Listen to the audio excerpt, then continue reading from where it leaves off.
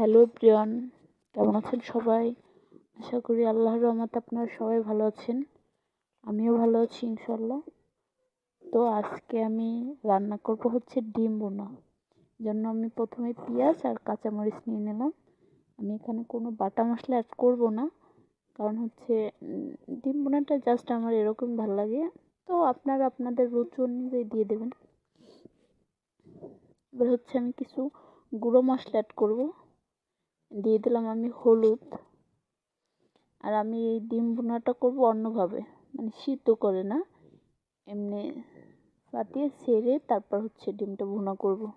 দিয়ে দিলাম মরিচ গুঁড়া, হচ্ছে দিয়ে দিলাম লবণ, তারপর হচ্ছে হালকা একটু পানি দিয়ে মশলাটা ভালো করে মানে করে নেব, ভেজে নেব, কষিয়ে নেব।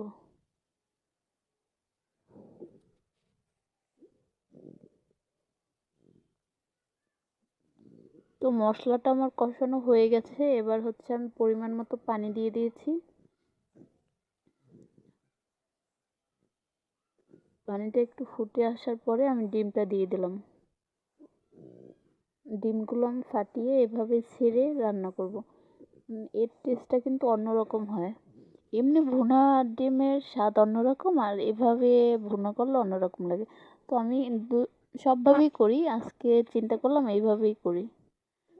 আর এভাবে করলে কিন্তু টেস্টটা অন্যরকম হয়। আমার ফ্যামিলির সবাই এভাবে পছন্দ করে। তো এই জন্য আমি মাঝে মধ্যে এরকম ভুনা করি। আপনারাও ট্রাই করে দেখতে পারেন। এটার স্বাদ কিন্তু অনেক বেশি হয়, কারণ সম্পূর্ণ মশলাটা এর ভিতরে ঢুকে।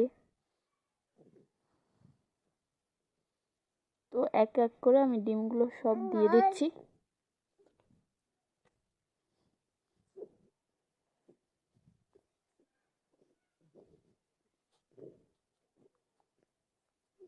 এই যে ডিমগুলো দেওয়া শেষ হয়ে গেল আমার।